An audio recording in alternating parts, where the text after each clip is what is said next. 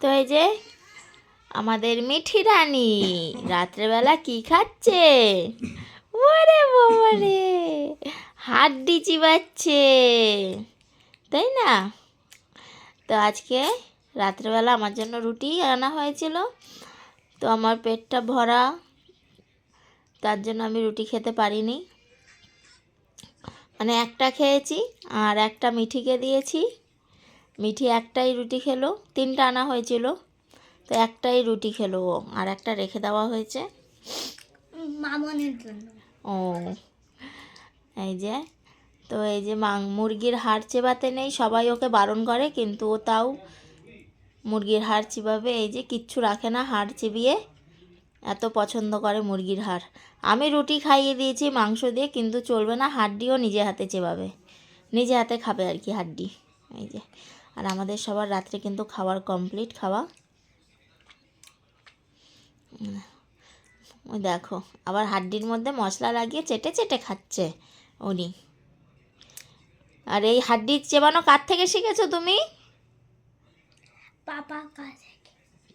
এই তো, পাপা তো এইভাবে হাড্ডি চেবায় না, ভুল বলে দিলে। কে চেবায় হাড্ডি এইভাবে? হ্যাঁ, মানি। মানি ভুলেই গেছে ও, তোর মানি এইভাবে হাড্ডি চেবায়।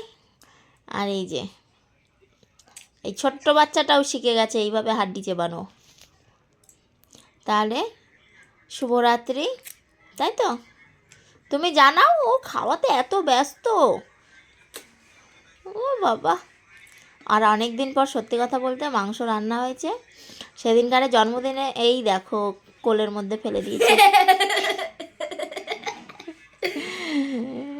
লেগ পিস রান্না হয়েছিল, এত কিছু রান্না করে দিয়েছি, শান্তি করে ও কিচ্ছু খাইনি আনন্দের চোটে। তা আজকে খাচ্ছে, খাও। তাহলে শুভরাত্রি বলো বন্ধুদের। আর কিছু বলবা তুমি? এই দেখো আর কি বলো? হ্যাঁ, খেলা নিয়ে নিয়েছি। খেলার জিনিস কে এনে দিয়েছে বলে দাও। দিদুন। মানে আমার ছোট পিসি, ওর দিদুন হয় তাই।